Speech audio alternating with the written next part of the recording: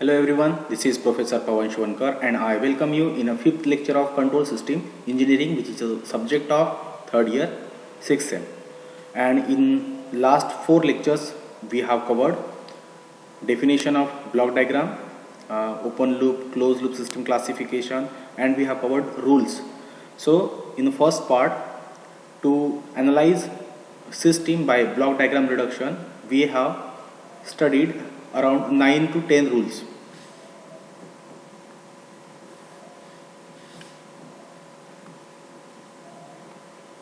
तो जो रूल हमने पढ़े थे वो थे एसोसिएटिव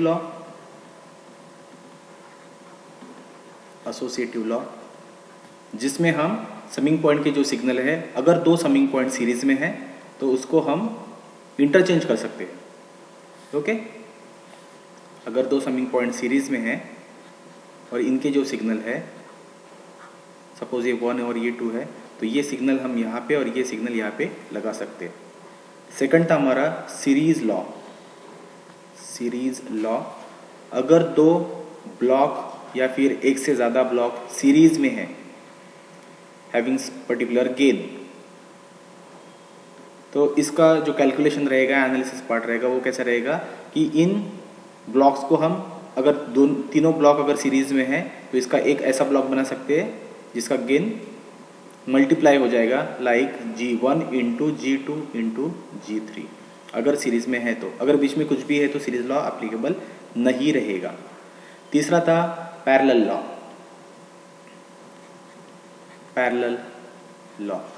लॉ में अगर ब्लॉक्स पैरेलली कनेक्टेड है और किसी एक समिंग पॉइंट पे ऐड या सब्ट्रैक्ट हो रहे हैं, सपोज ऐड हो रहे हैं, सपोज यहाँ पे गेन है G3 G4, तो इनका कैलकुलेशन क्या रहेगा,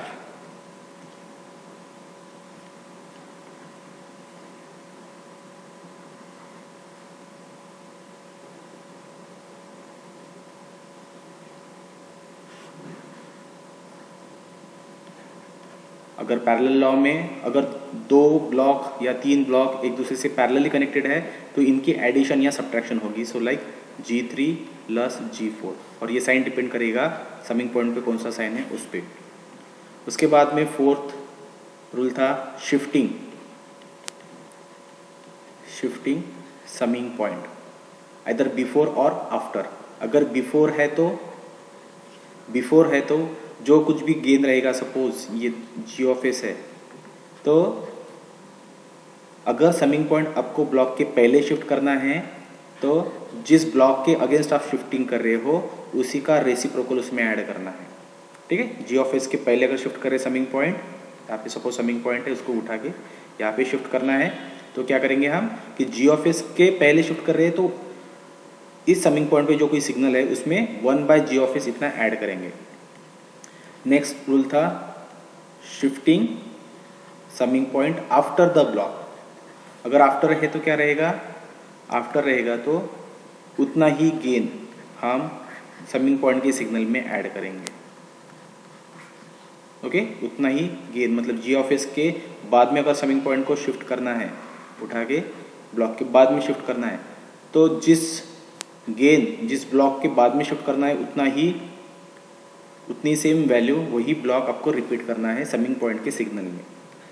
उसके बाद था शिफ्टिंग टेक ऑफ पॉइंट, ये भी बिफोर आफ्टर था, तो इसमें बिफोर में क्या करना है, बिफोर में बस इसका एग्जैक्टली उल्टा। जैसे इसमें आफ्टर में हमने सेम ब्लॉक लिख लिया था, तो यहाँ पे टेक ऑफ पॉइंट के बिफोर वाले रूल में उतना ही गेन हम उस ब्रांच में ऐड करेंगे सेम। और अगर आपको टेक ऑफ पॉइंट बाद में शिफ्ट करना है, आफ्टर शिफ्ट करना है ब्लॉक के, सपोज ब्लॉक है आपका G ऑफ S, तो उसी का रेसिप्रोकल आपको टेक ऑफ पॉइंट के ब्रांच में ऐड करना है। एग्जैक्टली उल्टा किया हमने। ठीक है, और बाद में है रूल नंबर 8 लूप लॉ क्या था कि अगर आपके पास में डायग्राम है, लाइक समिंग पॉइंट, एक फॉरवर्ड पाथ का gain, output C of S, return में जा रहे हैं हम फीडबैक एलिमेंट के साथ में एच ऑफ एस, और ये यहाँ पे सपोज माइनस है, और यहाँ पे आपका आर ऑफ एस। अगर ऐसी कोई क्लोज लूप सिस्टम आपके सामने है तो इसका आंसर क्या रहेगा, इसका ट्रांसफ़र फंक्शन क्या रहेगा, इसका ट्रांसफ़र फंक्शन रहेगा एक रेशियो है जिसमें जो फॉरवर्ड पाथ का फंक्शन है वो न्यूमरेटर में मतलब G of S as it is divide by 1 यहाँ पे रहेगा प्लस माइनस।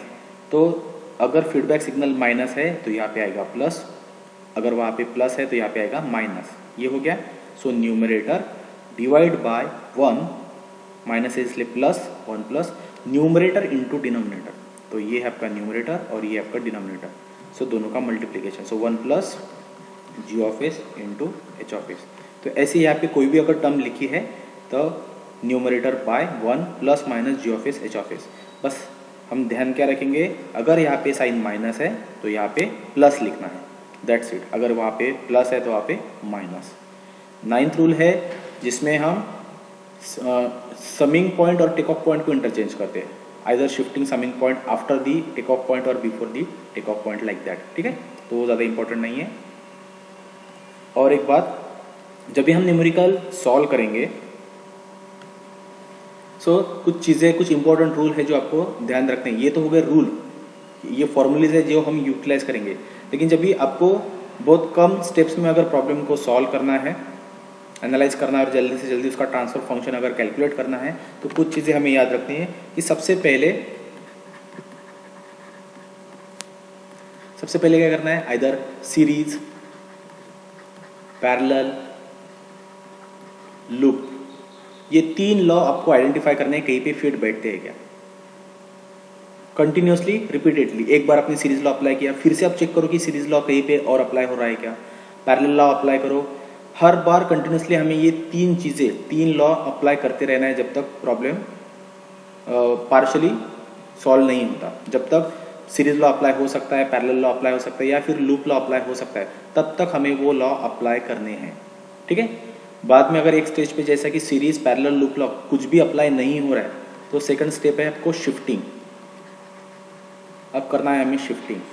तो जब हम शिफ्टिंग करेंगे तो हर बार आपको क्या ध्यान में रखना है कि अगर आपको समिंग पॉइंट शिफ्ट करना है तो try to shift your summing point before the block.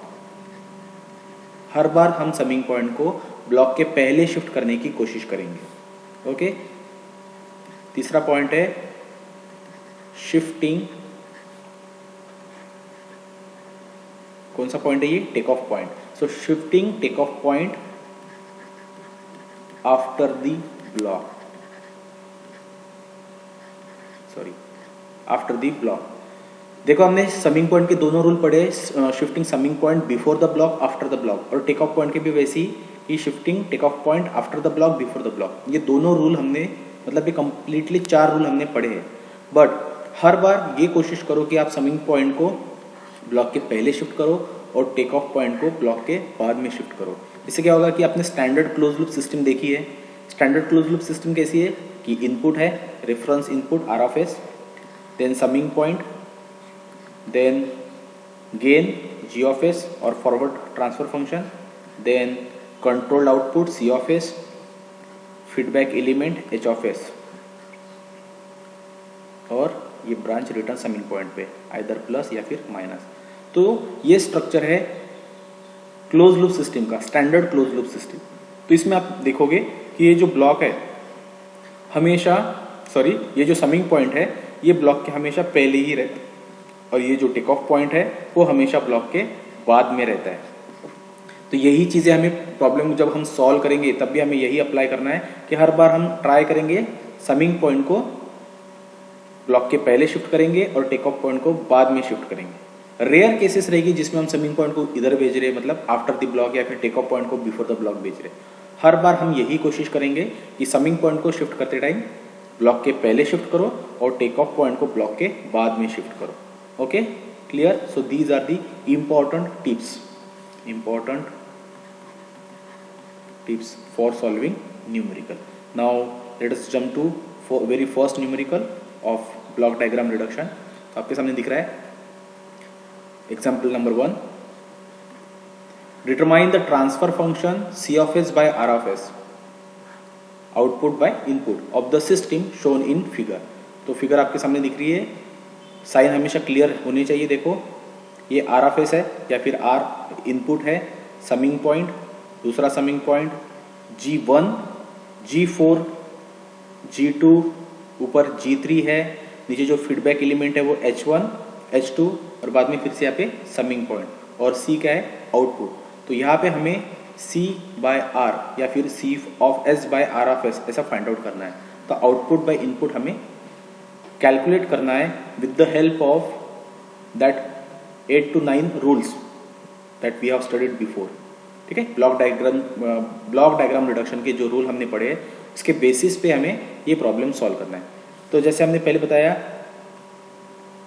कि इंपॉर्टेंट टिप्स थे जिसमें सीरीज, पैरेलल और लूप, ये तीन चीजें हर बार आपको ट्राई करनी है, जितनी बार हो सके उतनी। तो देखो यहाँ पे कहीं पे भी सीरीज, पैरेलल, लूप, ये चीजें जहां पे अप्लाई हो सकती है वो अप्लाई करने की कोशिश करेंगे। तो देखते हैं कि G1 और G4 इतना जो सेगमेंट है यहाँ पे सीरीज लॉ अप्लाई हो सकता है क्या? यस, डेफिनेटली हो सकता है। रूल क्या है? क्योंकि दो ब्लॉक सीरीज में होने चाहिए और बीच में कुछ भी नहीं होना चाहिए। अब बीच में यहाँ पे अगर एक ब्रांच में ऐसे ड्रॉ कर दूं, ऐसे अगर मैं ड्रॉ कर दूं तो G1, G4 सीरीज में नहीं है, मतलब अगर नहीं है यहाँ पे है, सीरीज में है, तो हम वहां पे अप्लाई कर सकते हैं।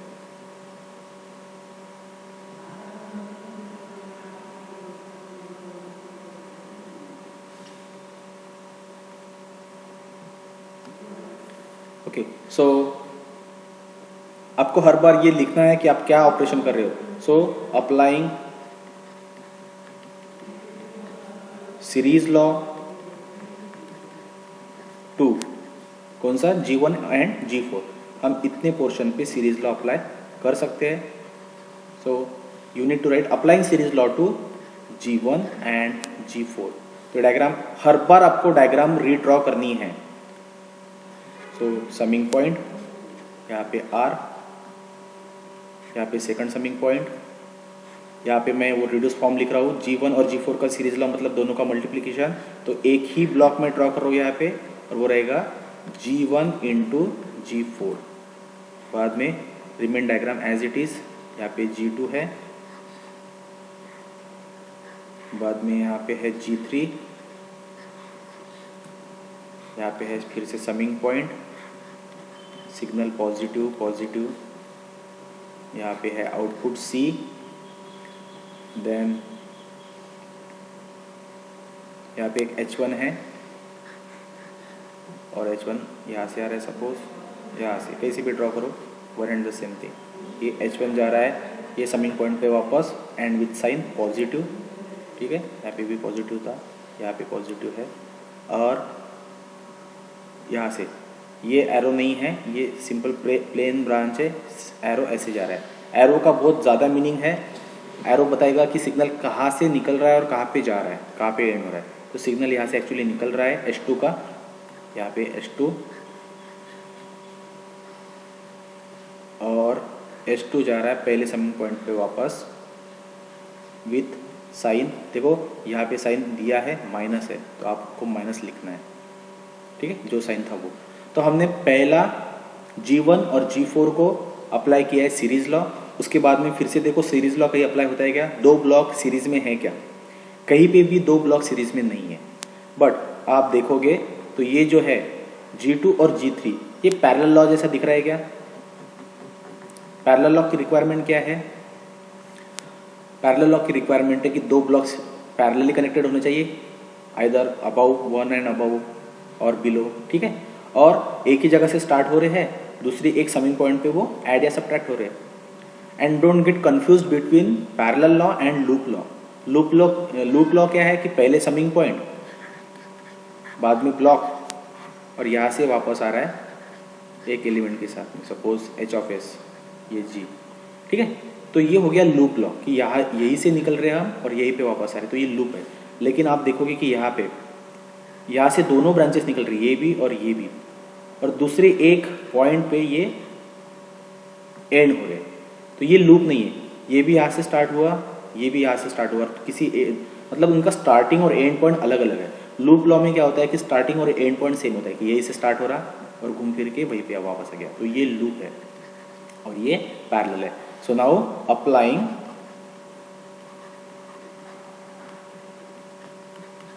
पैरेलल लॉ टू किसको, G2 and G3, G2 and G3। और फिर से आपको डायग्राम रीड्रॉ करनी है, आपको हर स्टेप के लिए डायग्राम रिपीट करनी है, क्योंकि ये न्यूमेरिकल आएगा एग्जाम में 9 मार्क्स और 8 मार्क्स।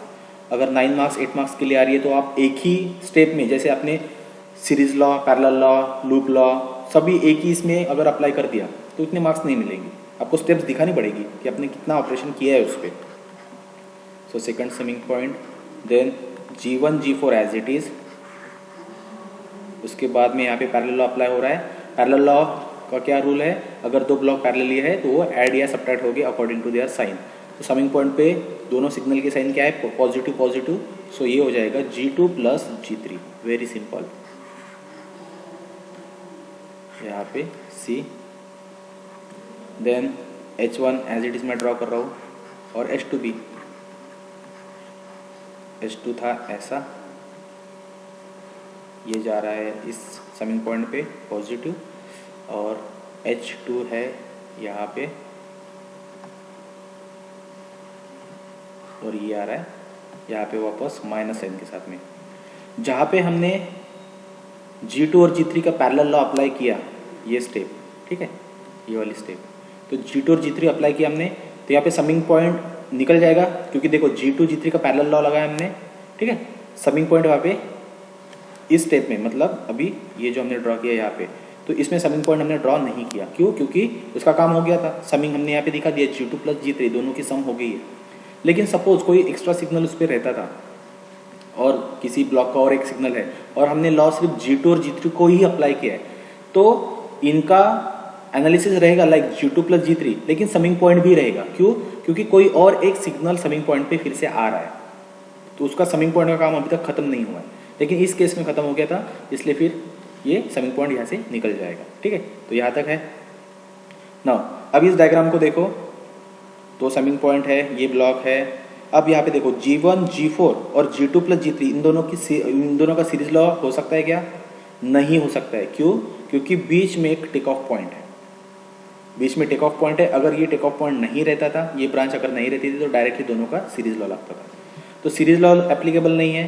कहीं पे भी पैरेलल लॉ एप्लीकेबल है, G1 G4 H1 का पैरेलल लॉ, ये पैरेलल लॉ नहीं है। देखो ब्रांच यहाँ से जा रही है और इतने सेगमेंट के लिए यहाँ से फिर से वापस आ रही है, तो ये एक्चुअली क्या है, लूप लॉ है। मतलब हम G1 G4 और H1 को लूप लॉ लगा सकते हैं। व्हाट इट, G1 G4 और H1 को लूप लॉ लगाएंगे अगली स्टेप में। सो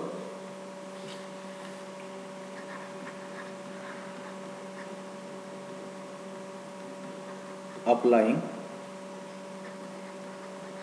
loop law to G1 G4 and H1। एक बार डायग्राम देख लो, जिसमें G1 G4 H1 मतलब इतना जो पार्ट है उसको हम लगाएंगे लूप लॉ। लूप लॉ का क्या रूल है, न्यूमरेटर है G1 G4 और डिनोमिनेटर है H1, और यहाँ पे साइन क्या है, प्लस, तो 1 माइनस हो जाएगा, ठीक है। मैं डायरेक्टली लिख रहा हूँ, आप पे देखो, अभी ये पहले का पार्ट वैसे रहेगा R और summing point as it is रहेगा, बस इतने पार्ट को हम जो हाईलाइट किया मैंने, उतने पार्ट को हम लूप लॉ लगाएंगे। So R summing point as it is, और यहाँ पे लगाएंगे लूप लॉ एक ही ब्लॉक में। तो न्यूमरेटर है आपका G1 G4 बाय 1, साइन कौन सा था, प्लस था, इसलिए यहाँ पे आएगा माइनस, और न्यूमरेटर इंटू डिनोमिनेटर, तो न्यूमरेटर फिर से G1 G4 और डिनोमिनेटर क्या था, H1। तो ये हो गया आपका लूप लॉ, क्लियर। बाकी डायग्राम एज इट इज। बाकी डायग्राम क्या थी, बाकी डायग्राम है यहाँ पे G2 प्लस G3 और रिटर्न में H2। तो यहाँ से जो टेक ऑफ पॉइंट है वो निकल गया, क्योंकि हमने पैरेलल लॉ, हमने लूप लॉ अप्लाई किया। तो यहाँ पे है G2 प्लस G3 ये एक ब्लॉक में, यहाँ पे है आपका C, यहाँ से रिटर्न है H2, ये रिटर्न जा रहा है H2 वो समिंग पॉइंट पे with minus sign. Okay, now अब अगली स्टेप में क्या हो रहा है, देखो G1 G4 मतलब ये ब्लॉक और ये ब्लॉक G2 प्लस G3 वाला, ये दोनों सीरीज में दिख रहे हैं, तो हम डायरेक्टली यहाँ पे सीरीज लॉ लगा सकते हैं। तो अप्लाइंग सीरीज लॉ, सिस्टमेटिकली आपको प्रॉब्लम को सॉल्व करना है। So R as it is, then summing point, और सीरीज क्या हो जाएगा, देखो G1 इंटू G4 है और G2 प्लस G3 है, डिनोमीटर एज इट इज रहेगा, सीधा प्लेन मल्टीप्लीकेशन है। तो ब्लॉक में लिख रहा हूँ, देखो मैं G1 इंटू G4 ब्रैकेट में G2 plus G3 divide by 1 minus G1 G4 H1, ये कंप्लीट एक फंक्शन हो जाएगा आफ्टर सीरीज लॉ।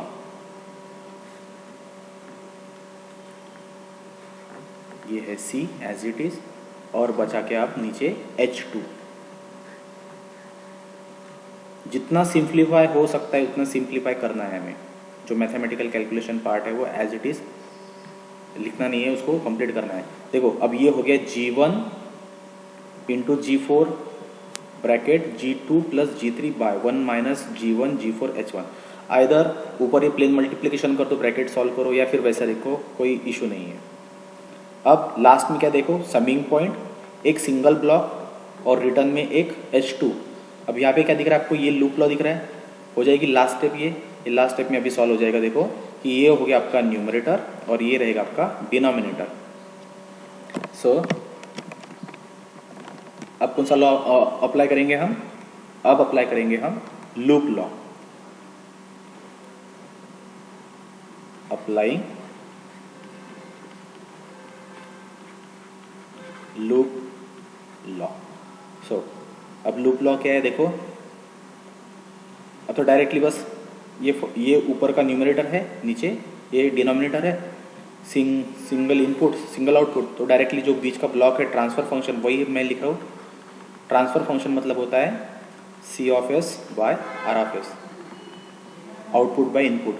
वो क्या है, न्यूमरेटर देखो आपका G1 G4 in bracket G2 plus G3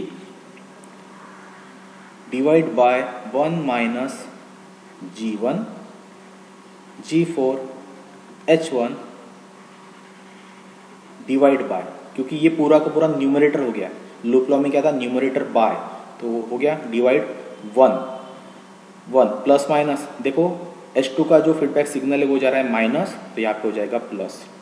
so 1 plus numerator into denominator, फिर से पूरा का पूरा न्यूमरेटर आपको रिपीट करना है।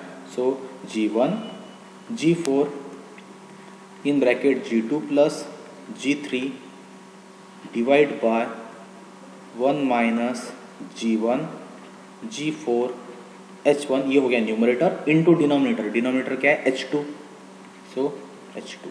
ठीक है, ये आपको पूरा सॉल्व करना है। लास्ट में आंसर आपको किस फॉर्म में चाहिए, एक सिंगल न्यूमरेटर और सिंगल डिनोमिनेटर। ठीक है, like x by y divide by x by y, ऐसा नहीं चाहिए, बस x डिवाइड बाय वाई इस फॉर्म में चाहिए। तो आपको ये पूरा का पूरा सॉल्व करना है। ठीक है, तो जो क्रॉस मल्टीप्लिकेशन हो सकता है नीचे ये टर्म, ठीक है, क्रॉस मल्टीप्लिकेशन जो कुछ भी पार्ट है वो आपको करना है, तो मैं करके दिखा रहा हूँ आपको। Hence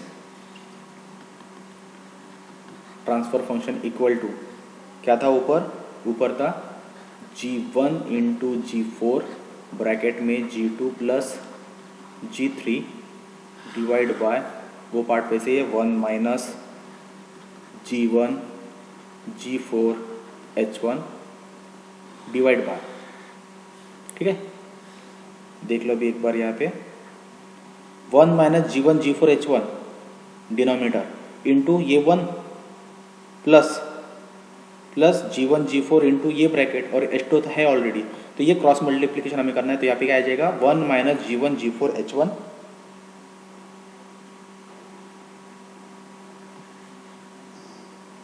1 minus G1 G4 H1, so 1 minus G1 G4 H1, 1 minus G1 G4 H1 plus ये पूरी की पूरी टर्म, ठीक है, ये भी न्यूमरेटर का हिस्सा है क्योंकि मल्टीप्लाई था, G1 G4 H2 और ब्रैकेट में G2 प्लस G3, सो G1 G4 H2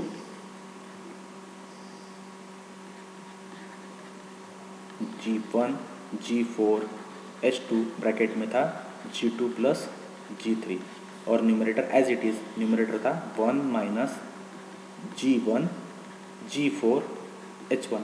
अब देखो ये न्यूमरेटर सॉरी ये डिनोमिनेटर और ये डिनोमिनेटर ये कैंसिल हो जाएंगे, तो क्या बचा, transfer function equal to G1 G4 G2 plus G3 divide by नीचे क्या आया 1 minus G1 G4 H1 plus G1 G4 H2 in bracket G2 plus G3। Got it, ये क्लियर हो गया। अब ये जो ब्रैकेट है ये भी हम सॉल्व कर सकते हैं, जितना सॉल्व हो सकता है उतना सॉल्व करो। देखो नहीं किया तो भी चलेगा, लेकिन कैसे डिपेंड करता है वैल्यू पे। सो दिख रहा है आपको कि ये ब्रैकेट आप इजीली मल्टीप्लाई करके दिखा सकते हो। So solve it. So final transfer function equal to G1 G2 G4 plus G1 G3 G4 by, we are solving brackets only, okay, divide by 1 minus G1 G4 H1 plus G1 G4 H2 से ये G2 को multiply करूंगा और G1 G4 H2 को ये G3 से multiply करूंगा। सो G1 G2 G4 H2, ठीक है, एक बार G2 को मल्टीप्लाई हो गया बाहर की टर्म से, plus G1 G3 G4 H2। So this is a final simplified complete transfer function for first numerical. So in this way we have to solve the numerical. I hope आपको समझ में आ रहा है, ठीक है। So probably जितने भी series, parallel और लूप लॉ जैसे जैसे एप्लीकेबल होते हैं हर बार अप्लाई करो। हर बार आपको लिखना है कि applying this law, applying that law, और एक टाइम पे एक ही रूल अप्लाई करो। उससे क्या होगा कि प्रॉब्लम धीरे धीरे सिंप्लीफाई हो रहा है। क्लियर है, समझ में आ गया। सो ऐसी सेम न्यूमेरिकल हम अगले लेक्चर में सॉल्व करेंगे। अगर आपको कुछ भी डिफ़िकल्टी है सॉल्व करते टाइम पे समझ में नहीं है तो जैसे जैसे हमारा गूगल मीट का जो सेशन होता है उसमें आपको ये डिफ़िकल्टी पूछनी है। Okay, so will stop here, thank you.